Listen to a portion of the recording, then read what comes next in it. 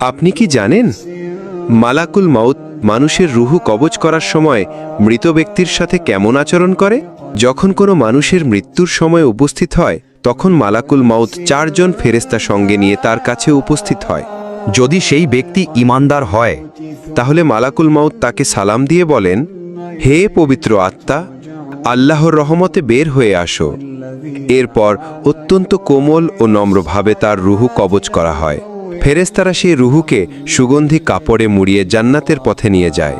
কিন্তু যদি সে পাপী বা কাফির হয় তখন মালাকুল মাউত বলে, হে অপবিত্র আত্মা, বের হয়ে আয়। এই কথা শুনে তার আত্মা মালাকুল মাউতকে দেখে ভয় পেয়ে শরীরের মধ্যে ছোটাছুটি করতে থাকে।